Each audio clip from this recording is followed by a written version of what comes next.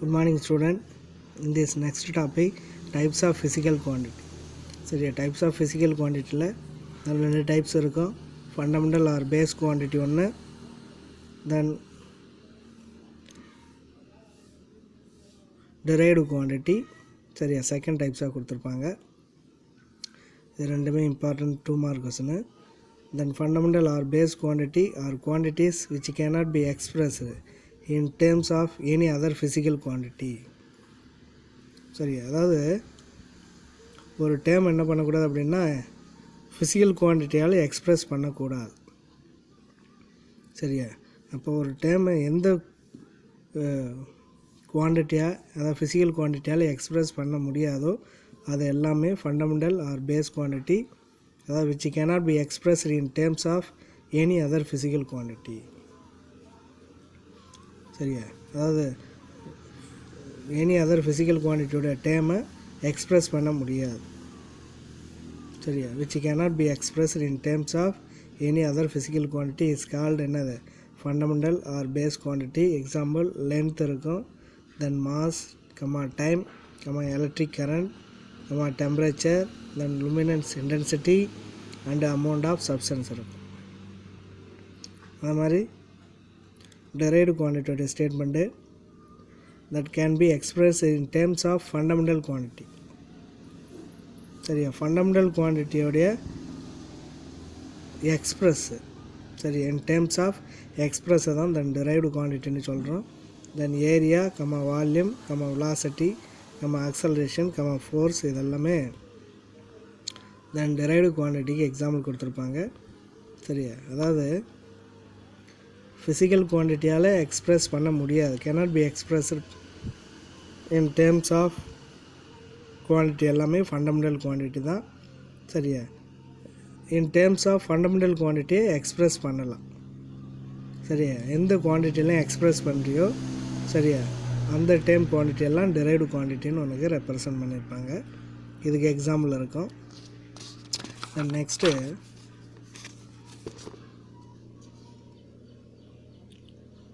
Different types of measurement system இருக்கும்.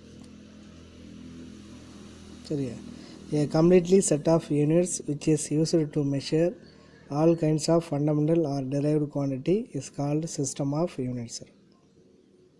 சரியா, அதாவது டிஃப்ரெண்ட் டைப்ஸ் ஆஃப் மெஷர்மெண்ட் இருக்குது அந்த சிஸ்டத்தில். தென் a set of units, சரி, அந்த செட் ஆஃப் யூனிட்ஸை மெஷர் பண்ணக்கூடிய ஃபண்டமெண்டல் ஆர் derived குவான்டிட்டி எல்லாமே என்னது, சிஸ்டம் ஆஃப் யூனிட்ஸ்ன்னு ரெப்ரசன்ட் பண்ணுறோம். Are the common system of units used in mechanics. Then third இருக்கும் எஃப்பி சிஸ்டம். ஒன்று F P system, British engineering system of units which uses feet, pound and second. இது எதாவது இந்த FP system எதாவது measurement பண்ண முடியும் அப்படின்னா feet, pound and second as the 3 basic units for measuring length, mass and time respectively. The next one is CGS system. CGS system is the Gaussian system which uses centimeter, then gram and second as the 3 basic units for measuring length, mass and time respectively. Then third one, MKS system is based on meter, kilogram and second. Meter, kilogram, second. Second one, CGS system, centimeter, gram, second. Centimeter, gram, second. Then first one, FPS, feet, pound, second. சரியா, this is based on meter, kilogram and second as the 3 basic units for measuring length, mass and time respectively. சரியா, இந்த different types of measurement of சிஸ்டத்தை மட்டும் தெரிஞ்சுக்கிங்க. தென் அடுத்து SI system இருக்கும். சரியா, SI சிஸ்டத்தில் ஜென்ரலாக தெரிஞ்சிக்க வேண்டியது, the system of units used by scientists and engineers around the world is commonly called metric system. சரியா. தென் ஏர்லியராக என்ன சிஸ்டத்தை பயன்படுத்தியிருக்காங்கன்னா மெட்ரிக் சிஸ்டத்தை பயன்படுத்தியிருக்கிறாங்க. Since in 1960 it has been known officially as the International System or SI. The abbreviation for its French name System International. The SI with a standard scheme of symbols, units and abbreviation were developed and recommended by General Conference on Weight and Measure in 1971 for international usage in scientific, technical, industrial and commercial work. சரியா. அது only இன்ஜினியருக்கு மட்டும்தான் அந்த matric சிஸ்டத்தை use பண்ணாங்க.